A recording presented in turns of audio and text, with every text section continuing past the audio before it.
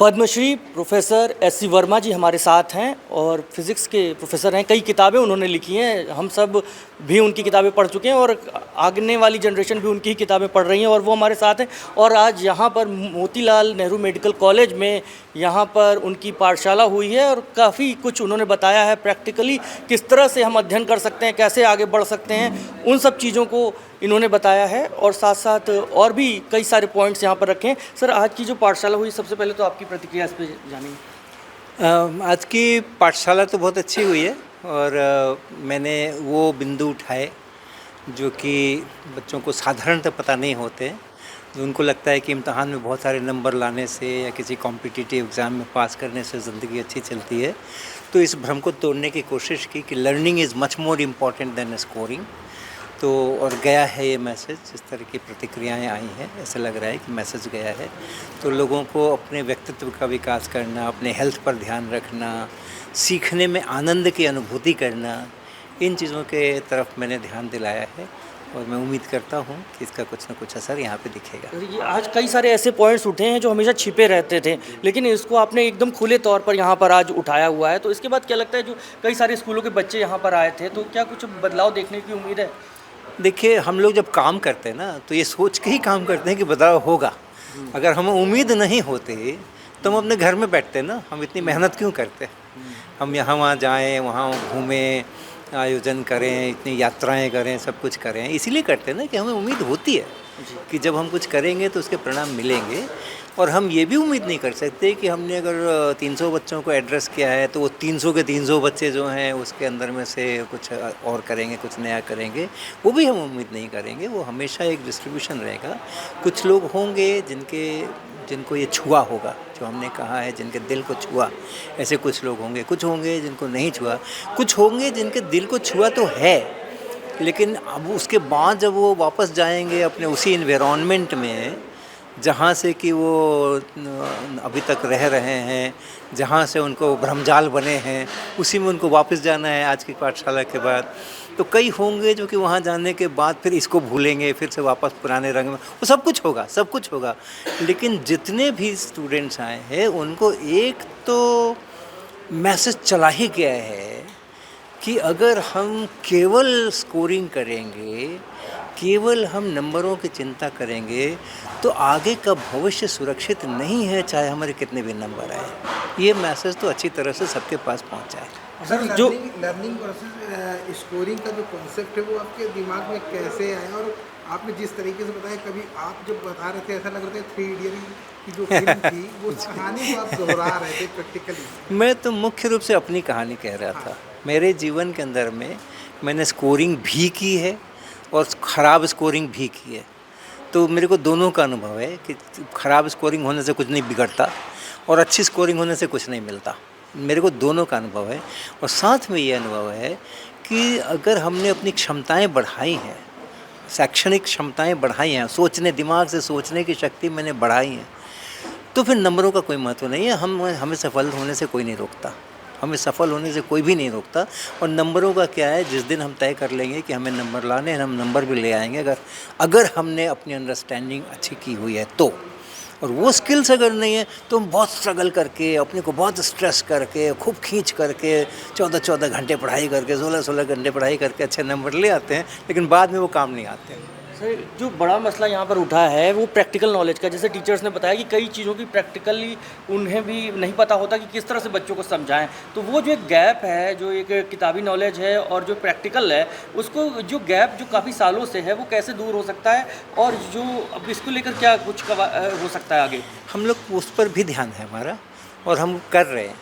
वो जो टीचर्स होते हैं, क्योंकि टीचर्स जब अपने बीएससी एमएससी में पढ़ते हैं तो सब्जेक्ट पढ़ते हैं, फिर वो बीएड में आते हैं, बीएड करते हैं, तब फिर उनको कुछ टीचिंग की जो साइकोलॉजी है, जो मेथोडोलॉजी है, उसके बारे में थोड़ा थोड़ा कराया जाता है। बट वहाँ भी उनको प्रैक्टिकल एक्सपीरियंस नहीं होते हैं। वो भी बीएड में किताबें ही होती हैं जहाँ से कि वो पढ़ते हैं, वो परीक्षा देते हैं, थोड़े बहुत वो 15 दिन के लिए स्कूल भेजते हैं यहाँ वहाँ, उससे वो ट्रेनिंग होती नहीं है। तो हम लोग, हमारी एक यूनिट इस पर भी काम कर रही है कि हम 9th 10th में, 6 to 8 में, 11-12 के अंदर में उनके टीचर्स की अलग अलग 6 दिन के कैंप, 8 दिन के कैंप, 10 दिन के कैंप, 4 दिन के कैंप करके, और उनको हम टीचिंग के जो इफ़ेक्टिव तरीके हो सकते हैं जिसमें हम स्टूडेंट के दिल को छुए। सबसे इम्पॉर्टेंट यही होता है कि क्या हम अपने स्टूडेंट्स के दिल को छू रहे हैं। अगर हम दिल को छू रहे हो तो वो मेरे को ध्यान से सुनते हैं, वो मेरे को ध्यान से सुनेंगे तो फिर वो जो हम कहना चाहेंगे वो जाएगा। तो हम लोग ऐसी कार्यशालाएँ हमेशा करते हैं। अभी हम जून महीने में 6 दिन की कार्यशाला करने जा रहे हैं कानपुर के अंदर में। उसमें क्लास 9 से 12 के 30-35 विद्यार्थी, इसमें टीचर्स जो हैं अलग अलग जगहों से आएंगे, हमारे साथ रहेंगे, 6 दिन तक हमारे साथ रहेंगे। तो ये जो आप कह रहे हैं उस समस्या को हम लोग एड्रेस कर रहे हैं, लेकिन ये है कि हाँ, उसका जो स्केल है वो बढ़ाने की ज़रूरत है। पूरे देश में इस तरह के ढेर सारे गवर्नमेंट उसको करे या जो भी करे, उसको स्केल अप करने की ज़रूरत है। We have the models, we have successful models. हमारे यहाँ से इस तरह के कैंप्स करने के बाद जो टीचर्स होते हैं उनमें एक बहुत परिवर्तन आता है, वो सक्सेसफुल। बट इससे मॉडल, हमारा इतना बड़ा देश है, हम थोड़े से टीचर्स के साथ में काम करेंगे एक ज़िंदगी के अंदर में, स्किल अप करने की ज़रूरत है। कुछ चीज़ें जो क्या क्या बदलाव आप अब करेंगे अपने अध्ययन के क्षेत्र में? पहले मैं बहुत बोरिंग तरीके से, मतलब पढ़ाई करते टाइम बहुत बोर होते थे, आता नहीं था, सर दर्द होने लगता था। लेकिन सर ने बताया कि कैसे हम प्रैक्टिकल होके पढ़ सकते हैं, और कैसे हम जॉयफुल होके पढ़ें, और कैसे हम अपना कंसंट्रेशन बढ़ाएं, और मतलब सब कुछ करने के लिए पढ़ाई कैसे ज़रूरी है हमारे लिए, पढ़ाई क्यों करनी चाहिए, सब कुछ सर ने आज बताया। मैंने तो अपने आप काफ़ी क्वेश्चंस भी सर से पूछे, जिन्हें सर ने बहुत सारे सॉल्व किए, मेरे क्वेश्चंस का आंसर दिए, एक्सपेरिमेंट भी करके दिखाए। सो यही सब आज हम लोग क्लास में सीखे, और स्पेशली फिजिक्स के बारे में तो हम लोग बहुत कुछ सीखा है। और मेरा नाम मायरा गौतम है, जगतान गर्ल्स इंटर कॉलेज। प्रोफेसर ने जो है हम लोग को इतना क्लियरली चीज़ों को समझाया। उन्होंने ये बताया कि आप जो भी चीज़ महसूस करते हैं वही आपकी पढ़ाई है, उसको अपने जीवन में उतारिए। किसी भी चीज़ को बहुत बोरिंग तरीके से मत पढ़िए, जॉयफुली उन चीज़ों को स्टडी करिए। बहुत ज़्यादा कॉम्पिटिटिव चीज़ों पे फोकस मत करिए। आपको जो भी नॉलेज है ना, प्रैक्टिकली उस चीज़ को सीखिए। ये आप रटने वाली चीज़ों पे बहुत जोर मत डालिए, आप सीखने पे, नेचर से आप सीखिए, आपका अराउंड जो भी कुछ है। अपने इस कॉलेज के प्रांगण में, इस ऑडिटोरियम में स्वागत करते हैं महान विभूति डॉक्टर एच.सी. वर्मा सर का। आज का कार्यक्रम, बहुत से कार्यक्रम यहाँ होते रहते हैं हम लोग के मेडिकल कॉलेज के, मेडिकल सब्जेक्ट से रिलेटेड CMEs होती रहती हैं। आज का कार्यक्रम सबसे फर्क है। जब हमसे बोला पुनीत जी ने कि ये कार्यक्रम करना है ऑडिटोरियम में, हमने कहा ठीक है, ये हम लोग का एक भाग्य है कि इस तरह का कार्यक्रम यहाँ हो रहा है। थोड़ी सी अभी हमारा ये नया ऑडिटोरियम जो कि बन रहा है, इसमें शॉर्ट कमिंग थी, जो फाइनली AC वगैरह हुई, क्योंकि अभी एक हफ्ते भर में और ठीक हो जाएंगे। पर इस तरह का कार्यक्रम जो बाकी सबसे अलग है, जिसमें कि आज हम लोग कोशिश करेंगे, जो हमारे पास छात्र हैं, 10वीं के 12वीं के छात्र हैं, जो कि बडिंग हैं, जो हमारे इस कॉलेज के लिए फ्यूचर लाइन में हैं, अभी के कल को आगे वो भी क्वालिफाई करके, नीट क्वालिफाई करके और इस कॉलेज में आएंगे। बहुत से लोग आप में से, तो सबका हम अभी से स्वागत करते हैं यहाँ पे। और इस तरह की पढ़ाई, जो ये बेसिक पढ़ाई है, ये बहुत ज़रूरी है। जैसे हमने नाम सुना, हमसे पुनीत जी अमर उजाला की तरफ से गए थे बात करने, बोले वो एक सर हैं, उनकी बुक है ये ना। हमने कहा एच.सी. वर्मा, कह रहे हम। बोले आप कैसे जानती हैं? हमने कहा ठीक है, हमारे समय में बुक नहीं थी, हम एंटर हुए 76 में यहाँ पे, लेकिन जब पढ़ा हमने उस समय, तो घर में और जो बड़े भाई बहन थे सब आर्ट साइड्स थे। जब हमने कहा कि हमें साइंस साइड जाना है, तो घर में यही था कि कैसे पढ़ोगी, घर में तुम्हें कोई गाइड करने वाला नहीं है। और उस समय तक जो कोचिंग मिल रहा है, जो होती ही नहीं थी, शुरुआत हो रही थी, और वो साफ कह जाए पेरेंट्स से कि ये मत समझना कि हम तुम्हें कोचिंग भेजेंगे, तुम्हें अपने पे पढ़ना है तो पढ़ो, साइंस लो, घर में कोई गाइड नहीं कर पाएगा। सीनियर हमसे बड़े भाई बहन थे, बहनें थी, लोग वो सब आर्ट साइड थे।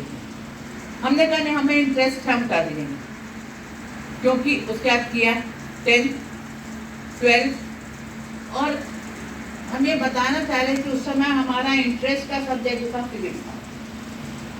उस समय 10th के बोर्ड में जब मार्क्स इतने नहीं मिलते थे आज की तरह, तब तो अगर 60% मिल जाए, फर्स्ट डिवीज़न आ जाए तो बहुत बड़ी बात होती थी।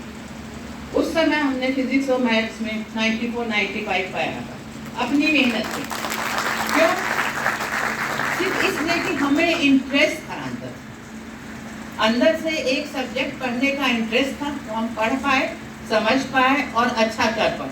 जैसा अभी हम आए तो यहाँ पे जो थे वो बोल रहे थे कि कभी भी फोर्स से नहीं पढ़ना चाहिए। आपको इंटरेस्ट है तो आप साइंस में आइए, नहीं इंटरेस्ट है आप आर्ट्स में जाइए, और आजकल तो इतने अल्टरनेटिव हो गए हैं। बट एच.सी. वर्मा हमने कब पढ़ी? जब हमने अपने बच्चों को पढ़ा।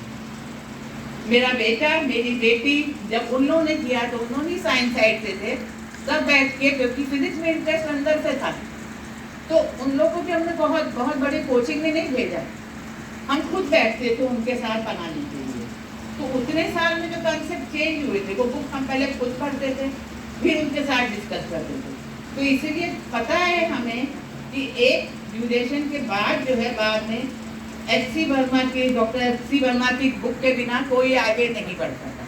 और हमने भी वो बुक पढ़ी, सरल थी, सिंपल थी, कॉन्सेप्ट्स क्लियर होते थे, तो उस समय पढ़ के भी हम उन लोगों को पढ़ा पाते थे, उनकी प्रॉब्लम सॉल्व कर पाते थे।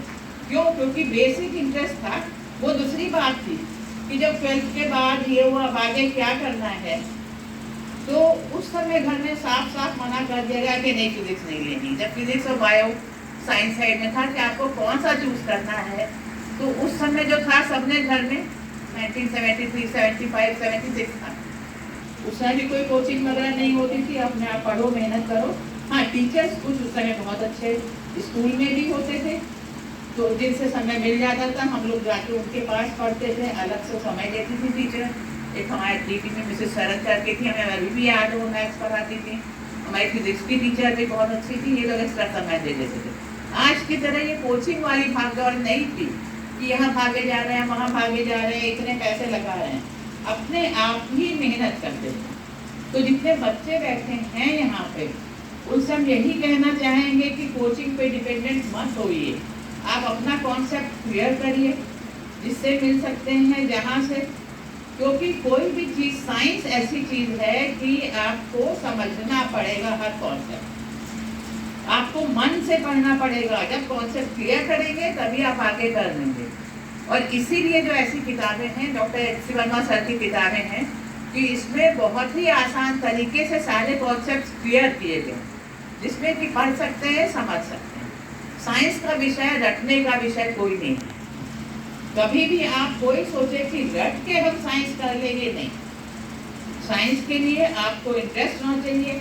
और जिन बच्चों को कोई कोचिंग से, कोई कॉलेज से बहुत अंदर नहीं पड़ता जो है, और अपने आप से अंदर आप इंटरेस्ट लेंगे, फैक्ट समझेंगे, क्योंकि फैक्ट्स है, साइंस इज अ फैक्ट, जिससे कि हमें तरह के जितने भी एक्सपेरिमेंट देखते हैं, समझते हैं, वो फैक्ट्स हम प्रूव करते हैं, वो आपको अंदर से समझना है। अंदर यही चीज़ आगे हमारे मेडिकल में भी होता है कि आपको रटने से नहीं होता, आपको फैक्ट समझना है। और जब आप फैक्ट समझ लेंगे तो आप हमेशा आगे बढ़ेंगे और आप सक्सेसफुल हो पाएंगे अपने कैरियर में।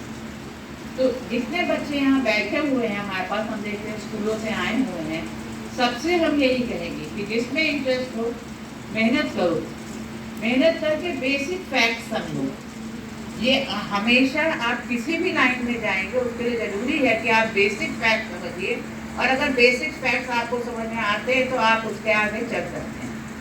और हमेशा नया सोचने की कोशिश करिए कि आज सभी एक्सपेरिमेंट दिखाए जाएंगे, कुछ ये तो ऐसा हो रहा है, अगर ये ऐसा हो रहा है तो क्या हम उसके अलावा कुछ सोच सकते हैं। हम लोग के मेडिकल में भी रिसर्च होती है, हम लोगों ने भी बहुत करी। क्यों? क्योंकि बुक्स में जो पढ़ते हैं हम लोग फॉरेन की रिसर्च पढ़ते हैं अक्सर बड़े होके इस स्टेज पे आके, लेकिन हमेशा उसको ये सोचना पड़ता है कि हमारी पॉपुलेशन में कैसे आएगा, क्योंकि हमारी पॉपुलेशन फर्क है। इसलिए हम लोग रोज़ यहाँ पे नए काम करते हैं। आप पढ़ेंगे मेडिकल कॉलेज में नई चीज़ें हो रही हैं, नए काम हो रहे हैं उसमें आगे। तो हमेशा अपने अंदर का साइंटिस्ट जो है, हर व्यक्ति में एक साइंटिस्ट अंदर छुपा हुआ, चाहे वो फील्ड में हो, सोशियोलॉजी भी है, चाहे वो ज्योग्राफी हो, चाहे वो हिस्ट्री हो। नया पाने की अगर आपके अंदर में एक जागरूकता है, एक आपके अंदर इंट्यूटिवनेस है कि ये ऐसा हुआ तो ये ऐसे क्यों नहीं हुआ, ये ऐसे तो ऐसे क्यों नहीं हो सकता है हमारे एनवायरमेंट के साथ। आप हमेशा आगे बढ़ें और इस तरह का लिटरेचर, साइंटिफिक लिटरेचर हमारा, जैसे कि बुक्स हमें एच.सी. वर्मा सर से मिली हमेशा, जो गाइड करती हैं वो आपको हमेशा हेल्प करेंगे।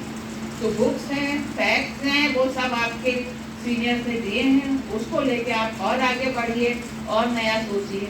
हम यही कामना करेंगे और हम यही कहते हैं कि आप लोग का सौभाग्य है कि आज एच.सी. वर्मा सर खुद यहाँ आपके बीच में प्रेजेंट हैं, आपको मौका मिला है उनसे मिलने का, उनके कुछ एक्सपेरिमेंट्स देखने का, तो ये आप सबको हेल्प करेगा यहाँ आने के लिए और सर के पास सुनने के लिए, उनसे मिलने के लिए।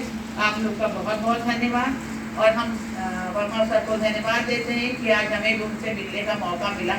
बुक्स तो हमने बहुत पहले पढ़ी थी, लेकिन आज हमें उनसे मिलने का मौका मिला, ये हमारा सौभाग्य है। धन्यवाद। अस्तु मां सद्गमय, अस्तु मां सद्गमय, तमसो मां ज्योतिर्गमय, मृत्युर्मामृतं गमय। ओम शांति शांति शांति। साथियों, आप सभी से निवेदन है कि इस शुभ क्षण में एकाग्रता और सम्मान बनाए रखें और दीप प्रज्वलन के साथ ही इस कार्यक्रम के शुरुआत की घोषणा की जाती है। कार्यक्रम अब शुरू हो चुका है, तो तालियां बजाएंगे इस कार्यक्रम के शुरू होने के लिए।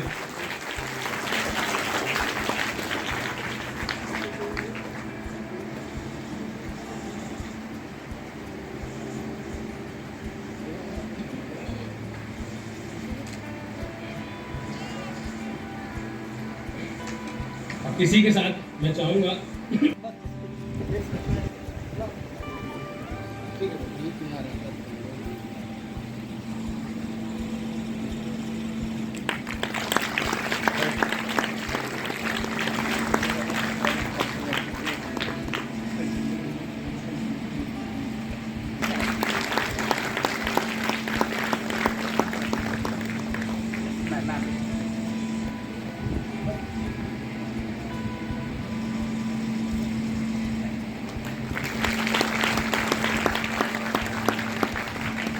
इसी के साथ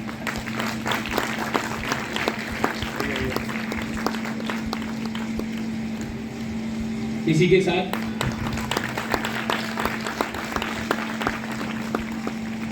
इसी के साथ आगे बढ़ते हुए क्रम में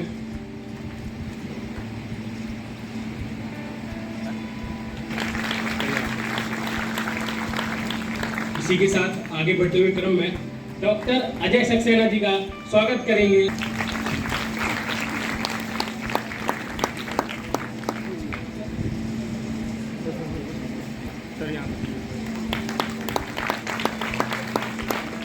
और इसकी लेंथ है इस तरह का, तो ये आपको बड़ा मुश्किल में मिलेगा, ये अवेलेबल नहीं है कहीं मार्केट में। ये आपको मिल सकता है कहीं? अरे इतना डाउट में क्यों आ गए? मिल सकता है? नहीं मिल सकता है? तो ये बहुत आसान है, बहुत इजीली मिलता है। अगर शंख नहीं भी है तो आप एक एक इस तरह का 1 फीट का पाइप लेके रख लें और जब कभी आवश्यकता लगे तो बजाएं। तो हम प्रारंभ करेंगे। रंजीत जी आप बजाइए जरा।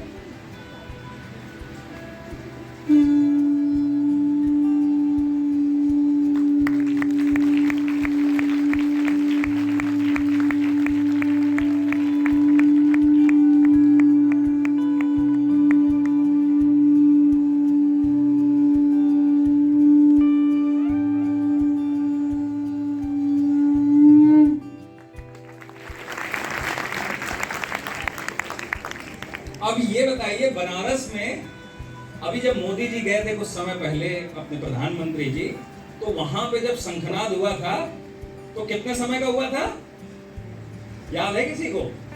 एक जो पंडित जी थे उन्होंने एक लंबा शंखनाद किया था, मुझे लगता है काफी समय तक बजाया था, एग्जैक्टली समय नहीं पता है, लेकिन वो इतना लंबा शंखनाद सुन करके और मोदी जी ने तालियां गड़गड़ा दी थी, बजा दी थी। और हमारे रंजीत जी भी उतना ही भयंकर शंखनाद करते हैं, है ना, और वो भी पीवीसी पाइप से।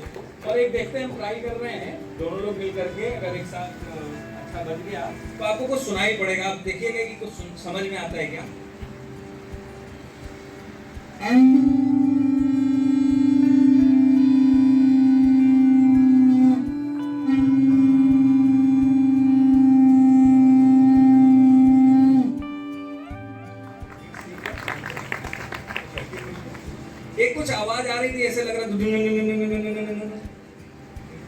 है ना, ट्रेन टाइप का, इंजन टाइप का, और कुछ अभी आप ये शायद 11th-12th में पढ़ोगे, उसको हम लोग बीट्स बोलते हैं कि अगर इनकी कुछ, भाई जब ये बजा रहे हैं तो कुछ आवाज है ना, और आवाज में एक ध्वनि है, ध्वनि में मतलब कुछ फ्रीक्वेंसी होगी, वो जो आवृत्ति है उसकी आसपास की आवृत्ति अगर हम बजा दें और वो मैच कर जाए, ऐसा कि मल्टीपल उसका हो और मैचिंग कर जाए, तो आवाज ऐसे सुनाई पड़ती है ना, कुछ जैसे आ रही फिर चुप, फिर आई फिर चुप, है ना। तो ऐसी आवाज हम लोगों ने कोशिश की कि उस फ्रीक्वेंसी को मैच करें, दूर पे जाके वहां टिक जाता है, ठीक है, इधर उधर नहीं गिरता, ऊपर नहीं जाता और नीचे नहीं आता है। ये सोचने की बात है। आवाज को धक्का मार नहीं लगा था, है ना, लेकिन एक जगह जाकर रुक गया।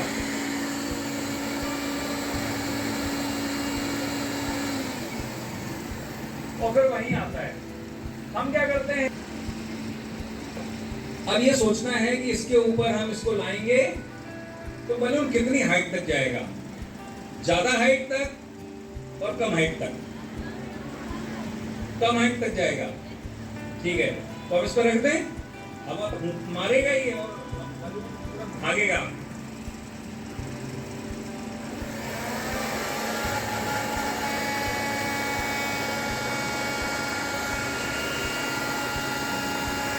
और पलटा दो, और पलटा दो, और पलटा दो।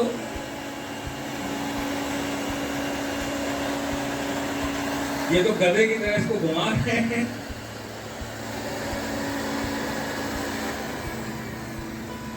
हवा अभी भी बलून पे धक्का मारने की कोशिश कर रही है, हवा तो ऐसे ही निकल रही है ना, लेकिन ये जो बॉल है ये तो बिल्कुल बाहर नहीं जा रही। हाँ, वैक्यूम कहाँ होता है? वैक्यूम तो वहां होता है जहां पे कुछ नहीं, इस वजह से वो ज्यादा ऊपर नहीं जा रही है। आपके पास मायरा, आप एक बार और दिखा दो। सर, जो प्रेशर होता है वो इनडायरेक्ट प्रोपोर्शनल होता है वॉल्यूम के, तो उसका वॉल्यूम बढ़ जा रहा है इसलिए वो ऊपर जा नहीं पा रहा है, और वैसे इसका वॉल्यूम कम है इसलिए ऊपर जा रहा है। अच्छा, तो आप कह रहे हैं कि वॉल्यूम इसका कम है इसलिए ऊपर जा रहा है, लेकिन जब वॉल्यूम बढ़ जाता है तो अपनी जगह आ जाता है घूम फिर के। तो हमें लगता है कि अब टाइम हो गया है पाठशाला का, और हम लोग ये रोकना पड़ेगा अपने को। अब सवाल भी खूब सारे हो गए हैं, तो आप लोग पाठशाला के लिए तैयार है क्या? इतने धीमे में थोड़ी लगती है पाठशाला। तो एक बार जोरदार तालियों से हम लोग स्वागत करते हैं वर्मा सर का। भारत माता की। सूरज हमें रोशनी देता, हवा नया जीवन देती है, भूख मिटाने को हम सबकी, धरती पर होती खेती है, औरों का भी हित हो जिसमें, ऐसा तो कुछ करना सीखें, हम भी तो कुछ देना सीखें, हम भी तो कुछ सीखें। तो हम लोग प्रारंभ करते हैं कुछ प्रयोग। अगर आप ये वीडियो YouTube पर देख रहे हैं तो हमारे चैनल को सब्सक्राइब करें और बेल आइकन को दबाना ना भूलें। अगर आप Facebook पर ये वीडियो देख रहे हैं तो हमारे पेज को लाइक करें।